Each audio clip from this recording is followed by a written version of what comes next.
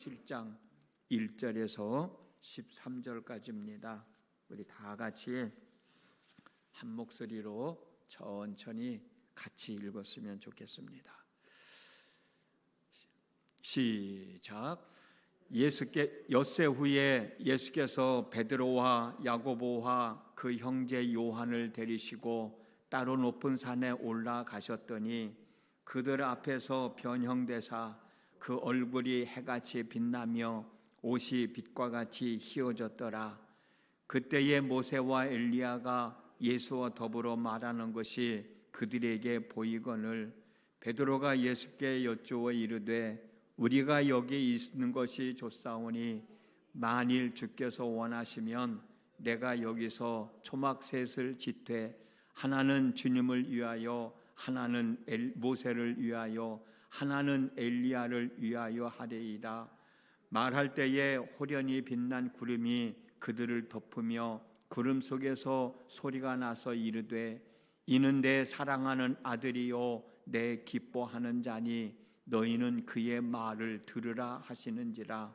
제자들이 듣고 엎드려 심히 두려워하니 예수께서 나와 그들에게 손을 대시며 이르시되 일어나라 두려워하지 말라 하시니 제자들이 눈을 들고 보매 오직 예수 외에는 아무도 보이지 아니하더라. 그들이 산에서 내려올 때에 예수께서 명령하여 이르시되 인자가 죽은 자 가운데서 살아나기 전에는 본 것을 아무에게도 이르지 말라 하시니 제자들이 물어 이르되 그러면 어찌하여 서기관들이 엘리야가 먼저 와야 하리이까 하나이까?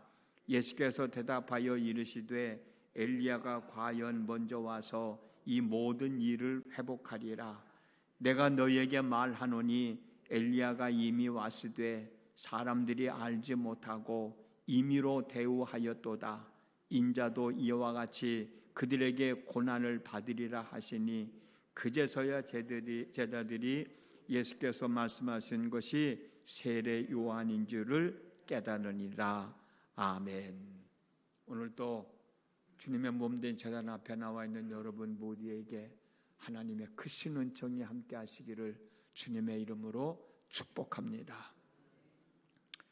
오늘 우리가 읽은 본문에서 주의 깊게 생각해야 할 말씀은 5절에 있는 이는 내 사랑하는 아들이요 내 기뻐하는 자니 너희는 그의 말을 들으라 라고 하는 하나님의 말씀과 그리고 또 하나는 4절에 있는 주여 우리가 여기 있는 것이 좋사오니 만일 주께서 원하시면 내가 여기서 초막 셋을 짓겠나이다 라고 얘기했던 베드로의 말입니다. 첫 번째로 이는 내 사랑하는 아들이요 내 기뻐하는 자니 너희는 그의 말을 들으라는 말씀입니다. 이 말씀은 마태복음 16장 16절에서 주는 그리스도시요 살아계신 하나님의 아들이십니다 라는 베드로의 고백, 그리고 21절에서 예수님께서 예루살렘에 올라가셔서 장로들과 대제사장들과 서기관들에게 많은 고난을 받고 죽임을 당하고 제3일에 살아날 것에 대한 말씀과 연결을 시켜서 생각을 해야 될 것 같습니다.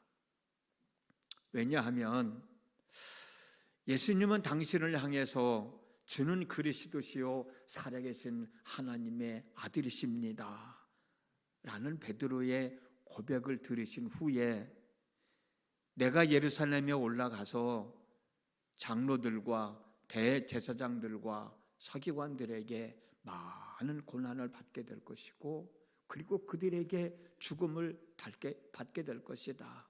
그러나 사흘 만에 내가 다시 살아나게 될 것이다 라는 말씀을 해주셨잖아요. 지난번에 말씀 나눴던 것처럼 이 일을 감당하기 위하여 예수님이 오신 거기 때문에 이제 이 일을 하겠다고 제자들에게 말씀을 해주신 거예요. 베드로가 그 위대한 신앙 고백을 하고 난 다음에 그런데 예수님의 이런 말씀을 듣고 이런 일이 절대로 일어나서는 안 된다고 항변하는 사람이 있었잖아요. 그 사람이 누구예요? 위대한 신앙 고백을 했던 베드로입니다. 그래서 예수님은 당신이 그리스도이시고 살아계신 하나님의 아들이라는 사실을 베드로가 고백했지만 진짜로 당신이 그리스도이시고 살아계신 하나님의 아들이시라는 사실을 베드로뿐만 아니라 제자들에게 분명하게 알려줘야 할 필요성을 느끼셨을 것 같아요. 당신이 그리스도이시고 살아계신 하나님의 아들이라는 사실을 제대로 알려준 사건이 바로 이 변화산 사건이라고 생각하기 때문입니다. 그래서 연결시켜서 말씀을 봐야 된다는 거예요. 그래서 예수님은 12명의 제자들 중에서 베드로와 요한과 야고보만 데리고 산에 올라가셨어요. 왜 이 세 사람만 데리고 올라갔는지는 자세히 알 수가 없죠. 성경에서 설명해 주고 있지 않으니까.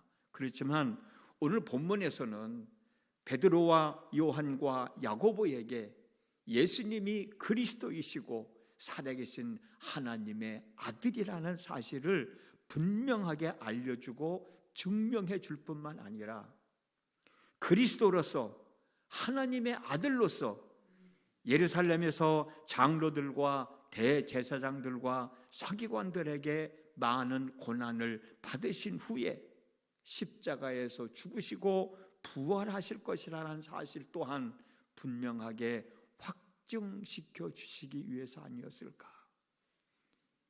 12명을 다 데려가도 상관없을 텐데 어쨌든 베드로, 요한, 야고보를 데리고 가셔서 당신이 이런 사람이라고 하는 것을 분명하게 확인시켜 주기 위해서, 증명해 주기 위해서가 아니었을까 말이에요. 잘 생각해 보십시오. 예수님은 베드로와 야고보와 요한이 보는 앞에서 얼굴이 해같이 빛나며 옷이 빛처럼 휘어지더니 모세와 엘리야가 나타나서 서로 이야기를 나누고 있는 겁니다. 이 모습을 지켜본 베드로는 예수님을 향해서 하는 말이 뭐예요? 주여, 우리가 여기 있는 것이 좋사오니 만일 주께서 원하시면 내가 여기서 초막 셋을 짓되 하나는 주님을 위하여, 하나는 모세를 위하여, 하나는 엘리야를 위해서 하겠습니다 라고 얘기하잖아요. 이때 호련히 빛난 구름이 그들을 덮으며 구름 속에서 들려오는 말씀이 있었는데 그 말씀이 뭐예요? 이는 내 사랑하는 아들이요 내 기뻐하는 자니 너희는 그의 말을 들으라. 하나님께서 베드로에게, 거기 있는 요한에게, 야고보에게 이는 내 사랑하는 아들이니 너희는 그의 말을 들으라고. 예수님이 정말 하나님의 아들인 것을 선포하고 있지 않습니까? 이는 내 사랑하는 아들이요 내 기뻐하는 자니 너희는 그의 말을 들으라는 말씀이 바로 예수님이 그리스도이시고 살아계신 하나님의 아들이라는 사실을 분명하게 증명해 주고 있고, 예수님이 말씀하신 대로 그리스도로서 하나님의 아들로서 예루살렘에 올라가셔서 장로들과 대제사장들과 서기관들에게 많은 고난을 받으신 후에 십자가에서 죽으시고 부활하실 것이라는 사실 또한 확증시켜주는 말씀인 거예요. 그렇다면 예수님은 무엇 때문에 왜 모세와 엘리야를 만나는 모습을 통해서 당신이 하나님의 아들이심을, 고난당하고 죽어야 하고 살아날 것을 증명해 주셨을까? 왜 하필이면 모세고 엘리야였을까? 여기에 대해서 또 성경은 설명을 해주지 않으니까 우리가 추측해서 생각할 수밖에 없는데, 예수님의 구원 사역에 맞춰서 추측을 해본다면 여러분, 하나님은 모세를 통해서 율법을 주셨습니다. 그래서 어찌 보면 모세는 율법의 대표자라고 생각할 수 있어요. 하나님의 모세를 통해서 율법을 주셨고 모세는 그 율법을 백성들에게 선포를 하셨기 때문에 그렇습니다. 엘리야는 우리가 잘 아는 대로 바알신과 아세라신을 섬기는 사람들과 싸워서 이겼잖아요. 싸워서 이기면서 하나님이 누구인지 그 많은 백성들에게 증거해 준 사람이 엘리야잖아요. 이런 의미를 본다면 엘리야는 선지자를 대표하는 사람, 예언자를 대표하는 사람이라고 우리가 생각할 수도 있지 않습니까? 그런데 우리가 잘 아는 대로 모세가 감당해야 할 사역을 끝까지 마무리 짓지를 못했어요. 이스라엘 백성들을 조각불이 흐르는 가나안 땅까지 인도해 주지는 못하고 도중에 주님은 구원이시다 라는 뜻을 가진 여호수아에게 바통을 넘겨주지 않습니까? 엘리야도 지금까지 해오던 사역을 끝까지 마무리 짓지 못하고 하나님은 구원이시다 라는 뜻을 가진 엘리사에게 바통을 넘겨줍니다. 모세하고 엘리야하고 같은 공통점이에요. 하나님으로 부름을 받고 하나님의 일을 하던 사람들인데 도중에 하나님이 일을 못하게 하시는 거예요. 모세가 왜 그랬는지 여러분 아시잖아요. 반석을 향해서 명령을 내리라고 말씀하셨는데 반석을 2번 친 사건을 통해서 하나님은 모세로 하여금 그 일을 못하게 하고 여호수아에게 넘겨주었고, 엘리야는 바알신들과 섬기는 사람들, 아세라신을 섬기는 사람들과 싸워 이기면서도 결국은 자기가 죽는다 하는 아합 왕의 말을 듣고 도망가가지고 결국 자기가 자신이 마무리 짓지 못하고 엘리사에게 바통을 넘겨주게 되거든요. 이 내용을 예수님이 산 위에서 모세와 엘리야를 만난 사건과 연결시킨다면 지금까지는 모세의 율법을 통하여 엘리야가 전하는 하나님의 말씀을 통하여 하나님을 알게 되었다면 이제부터는 모세의 율법이 아니고 엘리야가 전하는 하나님의 말씀도 아니고 예수님이 고난당하시고 십자가에서 죽으시고 사망의 권세를 이기신 부활 사건을 통하여 하나님의 사랑이 얼마나 크고 귀한지를 알게 된다는 사실을 알려주기 위함이 아니었을까? 지금까지는 신앙생활의 중심이 모세와 엘리야였다면 이제부터는 예수님의 고난과 죽음과 부활이 신앙생활의 중심이 되어야 한다는 사실을 이 변화산 사건을 통해서 알려주고 있다고 생각할 수 있지 않을까? 이제부터는 예수님이 삶의 중심이 되어야 한다는 사실을 이 변화산 사건을 통해서 가르쳐주고 있는 것이 아닐까? 우리는 추측할 수 있는 거죠. 지금까지는 모세가 율법을 중심으로 모세가 전해준 율법을 중심으로 신앙생활을 해왔다면, 엘리야가 전해준 신앙생활을 통해 하나님을 알고 신앙생활을 해왔다면 이제는 예수님이 중심이 돼서 신앙생활을 해야 한다는 것을 가르쳐준 것이 바로 이 변화산 사건이 아니겠냐는 것이죠. 그래서 이 변화산 사건이 그만큼 중요한 거예요. 그래서 이 말씀을 베드로가 고백한 내용과 예수님이 예루살렘에 올라가셔서 고난당하시고 죽으시고 부활하신다는 말씀과 연결시켜서 볼 수밖에 없다, 그렇게 생각을 하는 겁니다. 두 번째로 생각할 내용은 초막셋을 짓되 하나는 초막셋을 짓겠다는 베드로의 말입니다. 왜 이 말이 중요하게 여겨야 되느냐면, 여러분, 우리가 신앙생활을 하면서 하나님의 크신 사랑을 경험하면 경험할수록, 하나님의 은혜를 입으면 입을수록 지금 내가 살아가고 있는 삶의 현장에서 더 충실하게, 더 열심히 살아가야 한다는 사실을 가르쳐주고 있는 말씀이기 때문에 그렇습니다. 내가 하나님의 은혜를 입었다고 신비한 하나님의 은사를 경험했다고 거기에 심취되어서 내 생활을 밀쳐내면 안 된단 말이에요. 내 생활을 내팽개치면 안 된단 말이에요. 하나님의 크신 사랑을 경험하면 경험할수록, 하나님의 은혜를 입으면 입을수록 지금 내가 살아가고 있는 삶의 현장에서 하나님의 사랑을 실천하며 하나님의 은혜를 베풀면서 내 곁에 있는 사람들과 함께 더불어 살아가야 되는 거예요. 내가 은혜 받았다고 내 일상생활을 내팽개치면 안 된단 말이에요.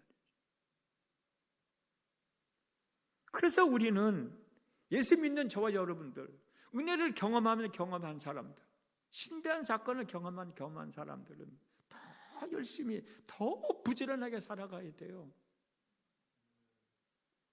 그걸 지금 가르쳐주고 있는 거라고 저는 생각하고 있습니다. 예수 믿는 사람은 더 부지런해야 돼요. 더 열심히 살아가야 돼요. 내 삶에도 충실해야 되고 하나님의 은혜를 입은 자리에서도 충실해야 되기 때문에, 그 어느 것 하나 포기할 수 없기 때문에 더 열심히, 더 부지런히 살아가야 된단 말이에요. 여기서 조막셋을 짓되 하나는 주님을 위하여, 하나는 모세를 위하여, 하나는 엘리야를 위하여 짓겠다고 하는 베드로의 말에 하나님은 이는 내 사랑하는 아들이요 내 기뻐하는 자니 너희는 그의 말을 들으라 말씀하시죠. 이 일이 있은 뒤에 예수님은 산에서 내려오십니다. 그리고 제일 먼저 하신 말씀이, 내일 우리가 말씀을 나눌 건데, 제일 산에서 내려오셔서 그 신비한 사건을 제자들에게 보게 하시고 산에 내려오셔서 제일 먼저 하신 말씀, 하신 행동이 뭐예요? 귀신 들려서 고통당하는 아이, 그 귀신을 내쫓아주는 일을 하신 거예요. 당신의 삶의 자리에서 열심히 충실하게 일하셨던 거예요. 오늘도 우리는 하루의 삶을 살아갑니다. 누구를 중심으로 살아가야 될까? 예수님을 중심으로 우리에게 주어진 하루의 삶을 살아가는 겁니다. 하나님의 사람으로서 하나님의 은혜를 충만하게 받고 그 사랑과 은혜를 내 주변에 있는 사람들과 함께 나누면서 더불어 살아가야 되지 않겠습니까? 그 삶이 오늘도 저에게도 여러분에게도 있어졌으면 좋겠습니다. 오늘의 하루의 삶 속에서도 하나님의 영광을 드러내면서 하나님의 은혜를 덧입으면서 귀하게 복되게 살아가는 저와 여러분의 삶이 되어질 수 있기를 주님의 이름으로 축복합니다. 기도하겠습니다. 변화산 사건을 통해서 진정 하나님이 누구인지를 알게 해주고, 그 하나님이 누구인지를 알았다면 우리는 어떤 삶을 살아야 할까를 가르쳐 주시는 내용이 오늘 본문의 말씀이라고 확신합니다. 지금까지는 모세의 율법을 중심으로 해서 엘리야가 전해주는 하나님을 중심으로 해서 살았지만, 율법의 완성자이신 말씀을 이루신 예수님을 중심으로 해서 우리가 신앙생활을 해야 할 것이고, 우리가 은혜를 입으면 입을수록 하나님의 사랑을 경험하면 경험할수록 내 삶 속에서 더 하나님의 영광을 드러내며 살아야 된다는 말씀 함께 나눴습니다. 이 말씀 마음에 새기고 오늘도 예수 그리스도를 중심으로 해서 내 삶 속에서 충실하게 살아갈 때 하나님의 큰 영광이 나타나고 하나님 살아계심을 증명하면서 살아가는 저희들의 삶이 되어지도록 인도하여 주시옵소서. 예수님의 이름으로 기도드렸습니다. 아멘.